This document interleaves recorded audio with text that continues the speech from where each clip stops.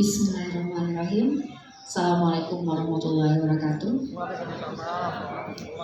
Profesor Satria sudah ambil dalam Islamnya kembali. Allahumma sholli ala Muhammad, Allahumma sholli ala Muhammad, Allahumma sholli ala Muhammad.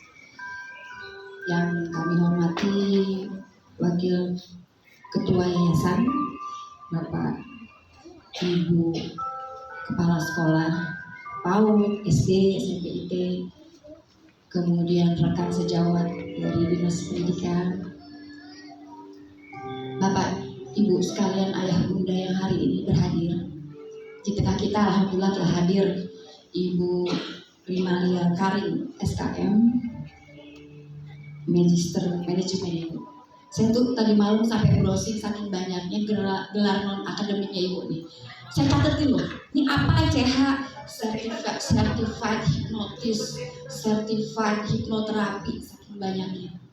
Dan itu luar biasa, Masya Allah hari ini di tengah kita hadir Ibu Rimalia Karim yang jelas sekali portofolionya sudah bisa dibaca sekalian.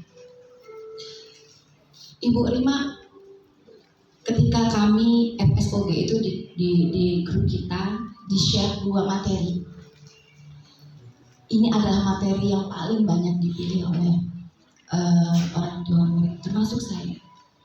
Jadi sebelum ke Ibu, Bapak, Ayah Bunda sekalian, mungkin kita perlu ada cerita karena memang di dalam saya terlibat, gitu ya.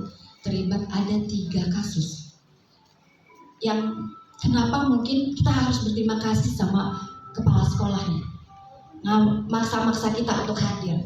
Karena ketika tadi saya ngobrol dengan Ibu Rima, saya merasa ketampar. Benar, saya merasa malu sama diri sendiri. Jangan-jangan salah sama ini kita mendidik. Jangan-jangan kita suka sok-sok nyalain lingkungan gitu. Ternyata bukan lingkungan yang salah. Jadi saya cerita di tahun 2018. Saya ceritakan tentang pelecehan seksual terhadap anak-anak. Artinya biar kita semua ayah bunda, kita harus aware gitu. Lingkungan seperti apa, yang intervensi apa di luar yang sedang menghantui anak-anak kita. Jadi di tahun 2018 ada cerita seorang anak yang sampai saat ini masih saya ingat. Saya pernah dulu minta bantuan Ustadz Darsani. Namanya Raisa. Raisa ini korban kekerasan seksual dari kakeknya. Dari usia 7 tahun sampai 9 tahun dia. Harus jadi pelayan kakeknya. Mana ibunya? Ibunya kebetulan TKW di Malaysia, dan saya sampai WA Ustadz bisa nggak ya Raisa sekolah di Asharam? Karena notabene Raisa ini anak tak mampu. Jadi neneknya tahu perbuatan kakeknya. Jadi waktu itu polisi butuh perjuangan besar untuk menangkap kakeknya. Dan ibu tahu apa yang terjadi dengan anak ini? Keterbelakangan mental. Bayangkan usia 7 tahun sampai 8 tahun dia jadi budak seks kakeknya sendiri. Dan alhamdulillah ibunya kembali untuk merawat Raisa. Dan Raisa inilah yang di 2018 menginspirasi lahirnya rumah perlindungan di Kabupaten Tanah Laut. Nggak tahu sekarang masih jalan apa enggak? Masih ya? Alhamdulillah. Itu Raisa. Kasus kedua adalah Bu, Bapak, kalau kita biasanya jaga suka-suka anak perempuan yang harus kita jaga. Tapi ternyata anak laki-laki juga baik, harus kita jaga. Kejadiannya di salah satu desa di Kabupaten Tanah Laut, pedofilia terhadap 9 anak, usia 5 tahun sampai 12 tahun, dengan durasi mereka itu jadi korban pelecehan seksual itu kurang lebih 2, 3 sampai 5 tahun. Bisa bayangkan kalau 12 tahun berarti dari usia 8 tahun ya dia begitu. Oleh siapa Bu? Oleh guru mengaji kan? Desa yang kita pikir itu tempat yang paling aman, bukan kota ya Bu. Mau saya sebutin desanya enggak ya?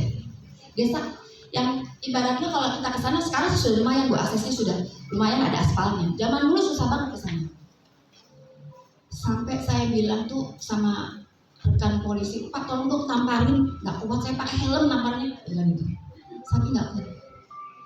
Karena kalau ngeliat tatap mata anak-anak yang 9 orang ini dari umur 9 ada 5 tahun, Bu tahu ya kalau pelecehan seksual laki-laki kemana gitu, efeknya Bu traumanya. Alhamdulillah disupport hukuman yang berat, 20 tahun penjara kalau nggak salah sih bapak dia. Tapi itu penjara, gitu. Anak-anaknya. Dan baru 2 bulan yang lalu, sahabat terdekat saya sendiri yang mengalami. Anaknya umur 6 tahun, sekolah di SD swasta. Siapa yang melecehkan? Teman sepermainan di kampung yang notabene santri di salah satu pondok pesantren. Anak ini 6 tahun, laki-laki. Jadi kejadiannya itu ibunya biasanya kalau anak 6 tahun tuh Bu Rima mandi sebelum tidur malam dibersihin gitu badannya ya, dibersihin sampai pada dia harus ganti celana dalam.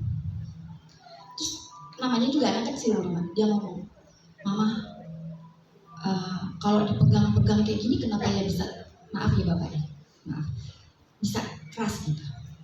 Kaget mamanya karena 6 tahun tuh nggak kerasa. Loh, kamu tahu dari mana? Dia cerita dan mamanya tuh luar biasa gemeteran dan ayahnya tidur dibangunin, shock, menampar dinding. Jam berapa ya telepon saya? Itu kurang lebih jam 12 jam 1 malam telepon saya. Saya berusaha menenangkan karena sahabat saya sendiri. Saya bilang, "Ntar cari dulu siapa pelakunya." Ternyata tetangga sendiri. Dan ternyata ibu-ibu, bapak-bapak tahu, pelaku itu adalah korban. Kebanyakan anak-anak itu justru ketika dia pelaku, dia biasanya, tapi nanti Ibu Rima cerita lebih pengalaman karena saya kan banyak orang-orang terdekat. Dia ternyata pengalaman, dan kenapa orang tuanya nggak aware ketika kita kan suka maksa tuh anak harus sekolah sampai diseret-seret untuk kembali ke pondok. Dia gemeteran, ketakutan. Pernah nggak sih kita tanya, kita tuh kadang orang tua, "Kenapa? Gak mau sekolah?" Suka banget maksa. Padahal tahu, ngeliatin gerbang sekolahnya takutnya dia luar biasa. Dan ketika di polisi itu ditanyain siapa yang melakukan, senior sama ustadznya. Apa Bu? Itu, sorry maaf, ternyata di buruh itu dimasukin lidi sama pulpen.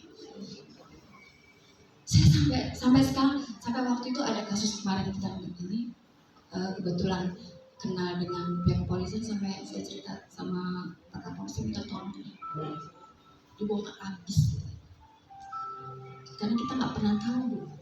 Jangan-jangan nanti di tanah laut ini kayak gunung es, tapi kita nggak pernah sadar. Kita suka-suka tuh masa anak tuh pengen, tapi belum ada yang kenal hati. Kenapa sih anak-anak suka susah ngomong gitu? Dan kenapa kita tuh suka maksa?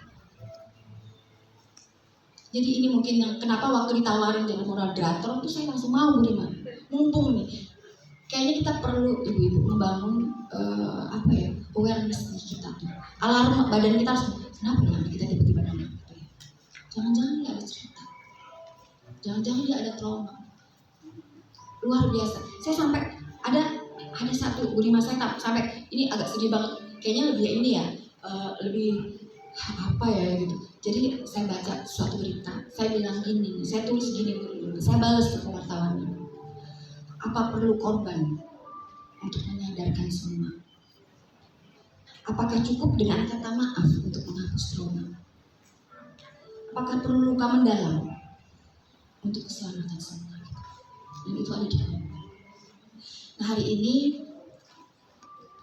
ibu-ibu, bapak-bapak, ayah bunda semua, yuk kita open minded, kita siapkan ruang kosong, gelas kosong di diri kita, bahwa saya aja rasa ketampar gitu. Kita sok nyalain lingkungan, ternyata tidak. Saya baru tahu ternyata penting sekali ya keluarga. Ternyata jangan-jangan kita yang bikin anak kita lemah terus mudah diintervensi. Mudah-mudahan hari ini kita akan menerima banyak hal, dan ternyata Ustazah Nur hari ini bakal dapat amal jariah karena udah maksa. Karena dengan gitu kita pulang, kita bakal peluk anak, maafin mama, maafin ayah kalau selama ini nggak aware dengan kamu. Silakan Ibu Rima, kami tunggu sharingnya.